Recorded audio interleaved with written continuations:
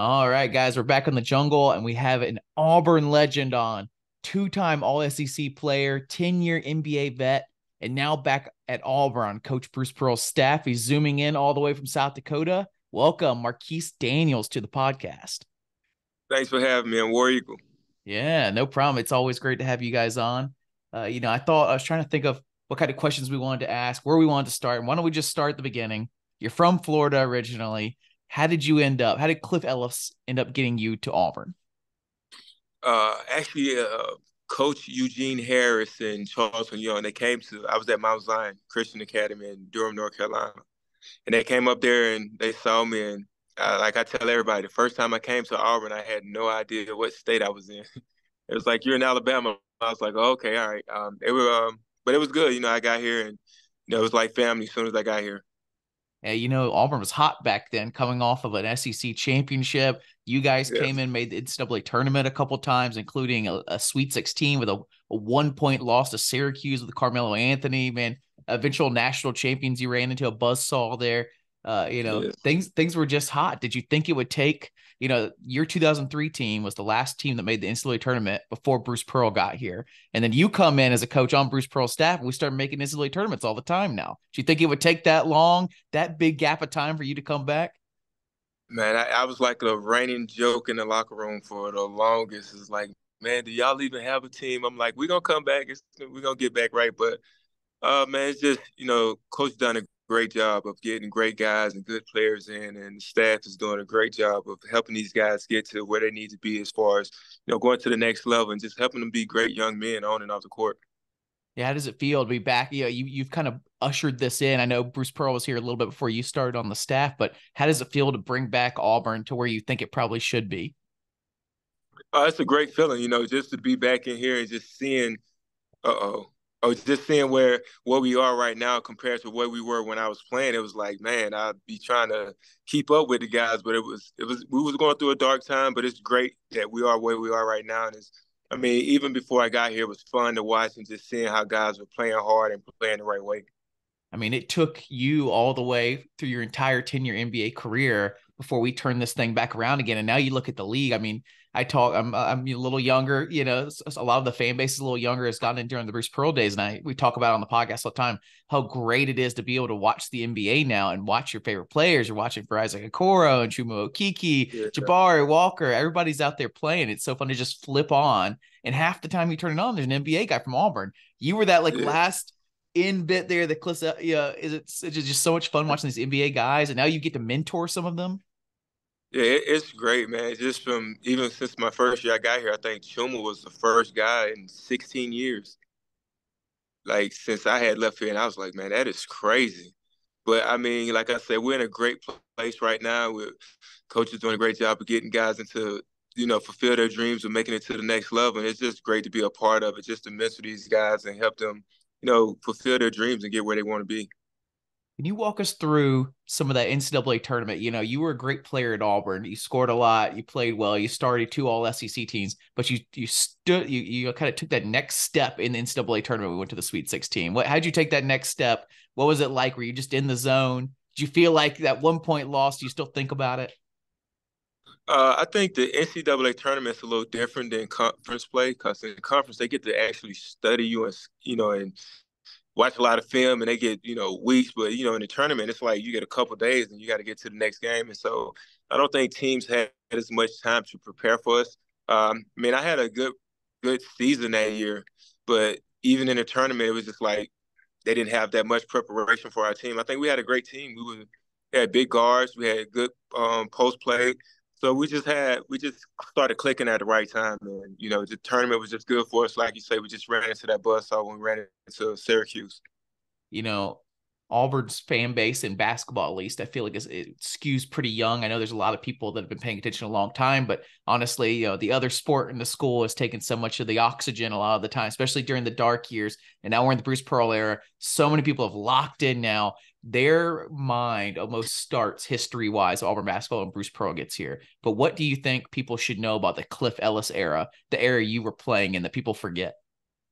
Man, we had a lot of great players then too.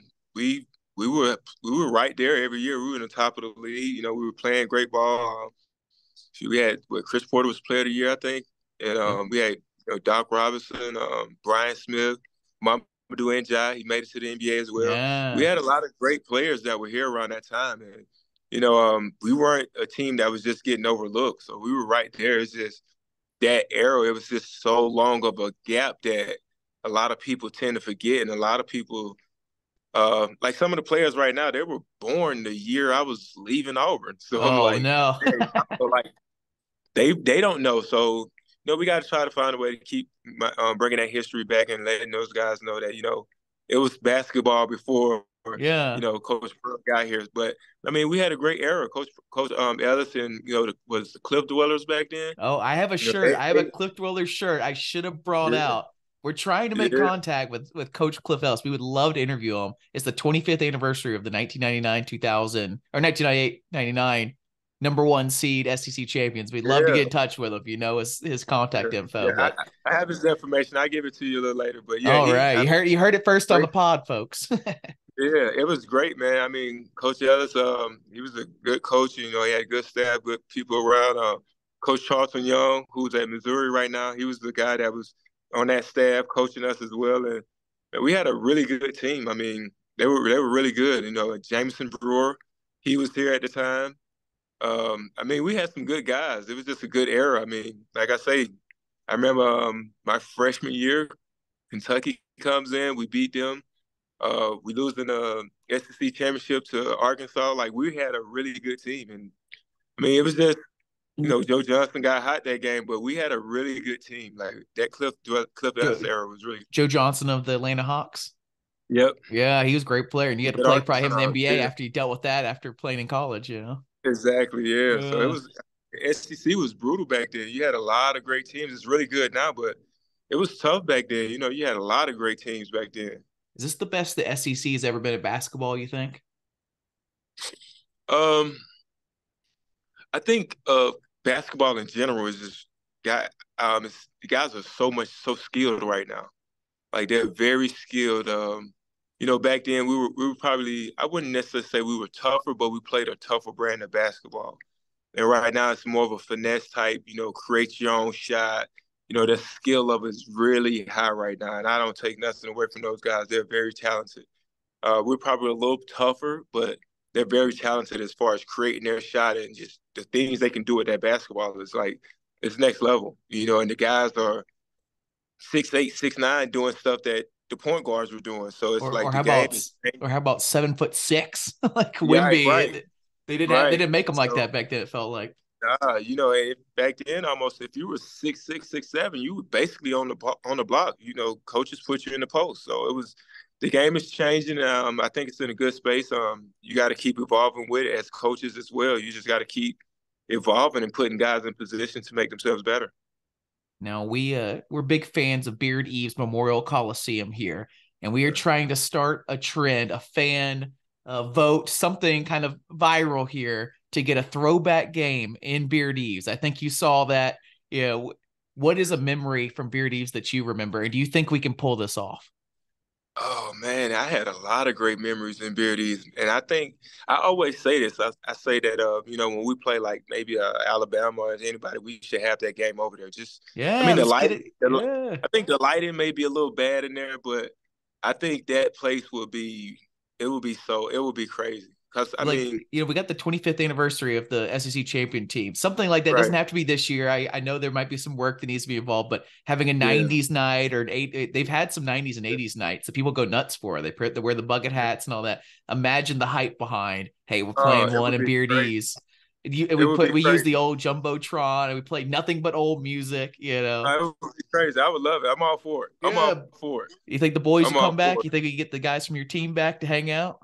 Yeah, I mean, a lot of them they live in the Atlanta area or Birmingham, so I think a lot of guys will come back. I think it'll be good. Even some of the fans, I'm sure they would love it. Just Oh coming yeah. over there, parking at the Coliseum, walking in through the bottom. I think it would be great. I mean, it'll be a great atmosphere. I mean, that Yeah. that arena was really big compared to Neville right now, but Neville is so intimate, and it's like that jungle is second to none. It's Yeah, you it's can't beat amazing. what they've done with it, but you do It's want the amazing. retro. You just want just once a year. A little retro, Yeah, yeah. get the Cliff Dwellers out there one time. Let them see Yeah. where they stand up against the jungle. Did you wear when you were playing? I know the 99, no, the 98, 99 team wore the tiger stripes on the rim of the jersey. Did you wear one of those? I still have those jerseys. I gave them to my brother, and he still had them. So he still You got to has post all some of my those. You got to yeah, post he some of that. still That's has the all other one. We were at first. That's what we were trying to do. We just wanted to see those throwback uniforms with the the tiger orange stripes. one. I got the orange Yeah, one, and the white when they had the little stripes on the side. We had those Russell uniforms that when they get wet, they get real heavy. Yeah, things I have changed remember a those. lot. Yeah, they're made. Yeah, It it feels like changed they're a made lot. out of some like space material now compared to what they used to be. It's super thin, and then of course they play in the smallest shorts I've ever seen in I my was life. about to say, I was gonna bring that up. I have all these questions over here, but now I have to ask how long your shorts were back in the day because some of those were you below the knee guy? Oh yeah, I was below the knee guy. I mean, I was telling them all the time, man. We were guys that was arguing over the longer shorts, but now it's like they rolling them up short. I'm like, bro, you might put a pamper on. Like they're so little. Like, what are you doing? It's like, It'll man, I can't. I it'll got to move. it comes back around, you know. But Yeah, I hope so because I was like, I couldn't have you played know, it. Those as were soon as it gets too short, that's when it starts going long. Or as soon as my whole thing, as soon as your parents know that something's uncool, that's when it comes back again. As soon as like right, right. people in their But 40s and 50, whatever, people that have adult children know not to wear too long of shorts. That's when the kids are like, right, okay, now I'm going to do it again. Yeah. exactly. Like you say, everything comes back around. But right now, those shorts, so I don't know how they do it. But hey, to They each would his say the own. other way around. They'd say, how did they carry so much material around? You were like flapping a flag behind you, you know? Trust me, I hear it all the time. Man, you old. You. I'm like, yeah, okay, keep living. Yeah. Now you've coached under Bruce Pearl here for a while, played under Mhm. Coach Cliff Ellis. When you were a player in college, which one would you have rather played for, style wise? Of course, Coach Pearl right now, he gives guys a lot of freedom. They get to shoot the ball pretty much at any time, as long as they go and rebound and play on the other end. Just the freedom he gives them. Back then it was more of a big man game. Back then, there's a lot of post play. But right now it's really guard oriented. So I think that yeah, I would love to play in this era right now. You'd probably be able to shoot a lot more in these days and age. The green light's a little more green. I kind of made my own green light back then, so I was not really bothered about that. But if I played for Coach Pearl, I think it would have been a lot more. Yeah, I had a lot more freedom. Now, over the years, we've had a lot of players. I mean, now we're putting them in the lottery in the top three and in the first round. Get two guys in the top, first round now. But a lot of years there, we had some great players like a KT Harrell, several other Yeah, guys that would go undrafted or late second round. You cheer them on, but a lot of times they just don't make it. I mean, we've interviewed guys that are in Turkey and France and Argentina trying to make it happen. You have an yeah, incredible story to go undrafted and then play 10 years in the NBA, including making the finals at one point and starting, I believe, for several of those teams. So, what do you tell players that are trying to make the NBA? I mean, every player wants to make the NBA happen, and you have to have that belief almost to make it happen, right? But what's your yeah. circumstance is so rare. How do you mentor these kids they're not going to get drafted, and then you didn't get drafted, and you made it? So, how do you have that conversation? You just gotta. I think sometimes they have to learn how to be selfish within themselves, and if you got to play to make the right play. And a lot of times, you have to understand that you got to learn how to be friends with them off the court, is not as much as on the court. So you have to be almost like Aiden actually asked me that question the other day. It was like, what made you turn it on so much? I was like, I told that my teammates and everybody else, you're either gonna come with me or you're in my way. And so you gotta kind of have a little selfish attitude, a little different type of mentality of like, I'm gonna get there and there's nothing gonna stop me from getting there. You gotta put the work in, you gotta sacrifice a lot of stuff. I think one of the biggest things is discipline. Yeah. You gotta be really disciplined to get where you want in life. Like regardless of you could sacrifice a lot of things. But if your discipline isn't there, whether you need to go to bed at a certain time or be in the gym working out or sleep, whatever the case may be, you have to have that discipline, and it got to be self-discipline. It can't be somebody telling you what to do all the time. A lot of times it got to come from within, because if that's something that you really want, you have to go out and get it yourself. There's so much technology now and so much more coverage of college sports and of the NBA and everything. And you went undrafted. And I wonder in today's game how much of that came down to the scouts just didn't see you. You were at Auburn, you weren't at Kentucky, or one of their schools that might have done it. Do you think some of that came down to they just didn't see you enough, or do you think you turned it on? Yeah, like that you were kind of an undrafted guy and you just happened to turn it on at the right time to make these squads? To be honest, I was red flag when I came out because of my spine. I had Mm. spinal stenosis that I was born with that I didn't know about until my injury in the NBA when I was paralyzed for about 5 minutes on the court. I didn't realize that's what kind of stopped me from getting drafted. Because I mean, I averaged 19 or 20 my senior year, and in the NCAA tournament, I averaged 23 and 7 or whatever it was. So I wouldn't necessarily say it was they didn't see me. It was more of, should we take this risk on this guy with his injury? I Mm. mean, it worked out for the best. God knows what he's doing, so I'm not gonna ever, question what happened. It's just a matter of sometimes God will give you what you want, or He'll put you in position to go get what you need to get. And He put me in position for me to go out and do what I need to do, and I just try to take advantage of the situation. I think you dealt with this at a very high profile level at one of the coolest, best jobs you could ever get, the NBA. But we all deal with this in our own jobs, in our own lives, in our own hobbies. The fact that you made it that far, despite your medical condition, but it held you back also. You didn't get drafted. Right. You had to leave the NBA probably a little earlier than you would have otherwise. How do you reckon with that situation where you're one of the luckiest men alive to make the NBA 10 years? But Yeah. man, also, is it unlucky or is it lucky? Were you lucky or were you unlucky to end up with this spinal injury to cut your whole career short? It's again, it's part of being disciplined, and you gotta have faith, and you just gotta trust whatever it is that God has for you. So a lot of times we have our own plans of what we think we should be doing and what we want to do.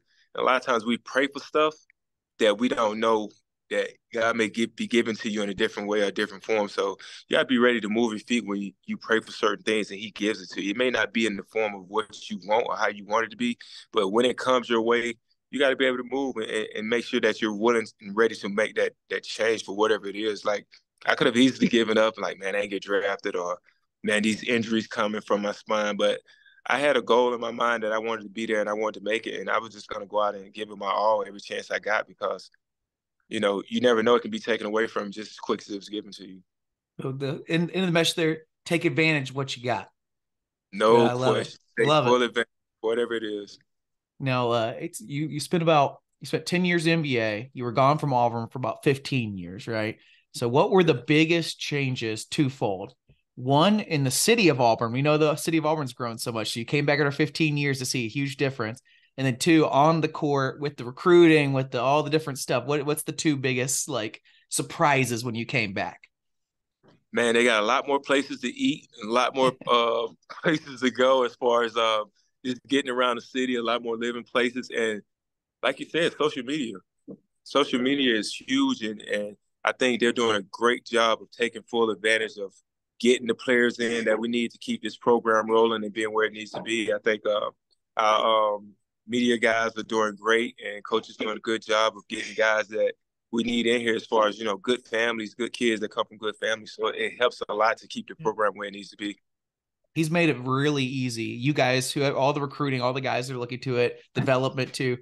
It's been really easy to cheer for these Auburn guys. And it's not always like that at every team.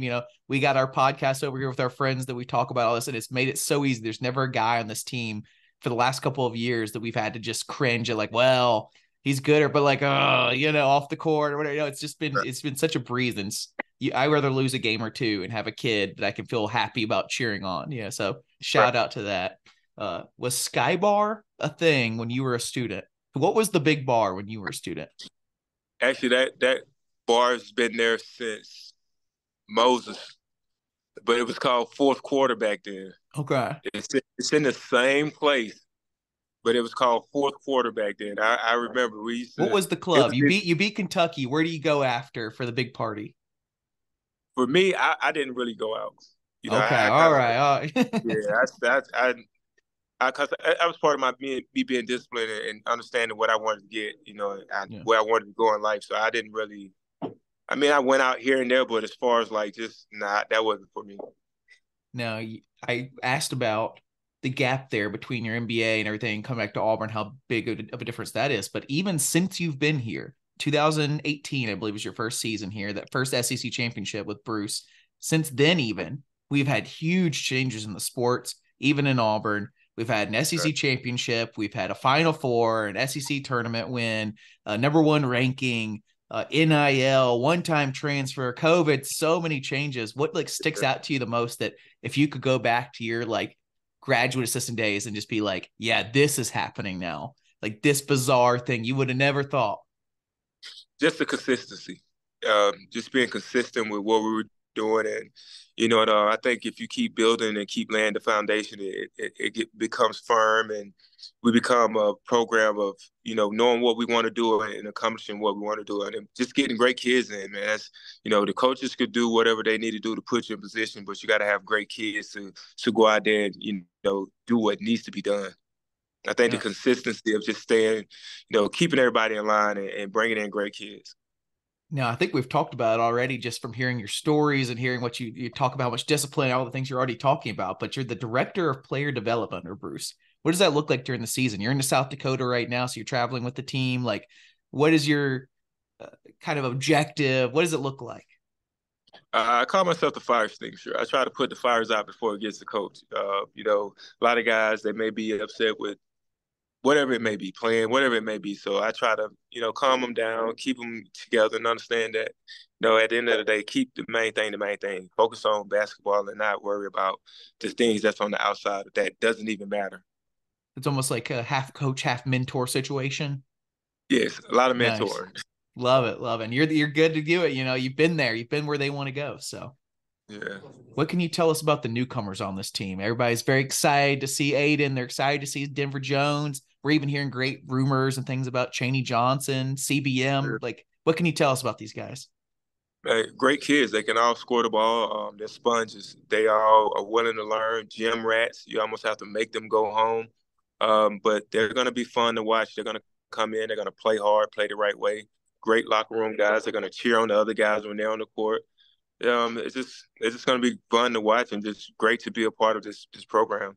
How's the offense going to look? Last year I think it's been interesting to watch Bruce Pearl's teams the entire time, from big 3-point shooters to, oh man, we got some big men that are playing really well. Power forward positions doing really. It's just every position has changed. The kind of narrative on Bruce Pearl's offense and his teams has changed so much over the years. What are we looking at here?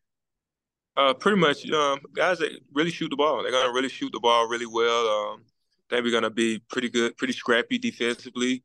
We got a well-rounded group of guys, from mid-range to scoring inside to shooting the three. So I think it should be really fun to watch this year. All right. Now, you've been on the staff for a while now. Several other coaches we've interviewed, and they've all been on the staff for a long time now. What is it about Bruce Pearl's staff? What is it about Auburn that keeps everybody together for so long? Just great people, great human beings. We all push each other. We all strive to get the best out of each other. We agree to disagree, and we get over it, and we just trying to help each other get better. We all have one common goal in mind. That's to win. And that's the main thing. Like, we all come together, and it's a battle of the minds, just trying to get better. Now, is it Auburn focused or Bruce Pearl focused? You think that keeps everybody together? You think people want to be in Auburn, or do you think people want to be with Bruce Pearl, or is it both, or what? A little bit of both. A little bit of both. Auburn's a great place to be. Coach is a great coach, so it makes it a lot easier for us. Yeah.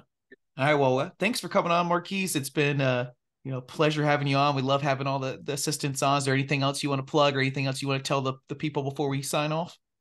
Nah, just War Eagle, and thanks again for having me on. No problem. Thank you. Thanks.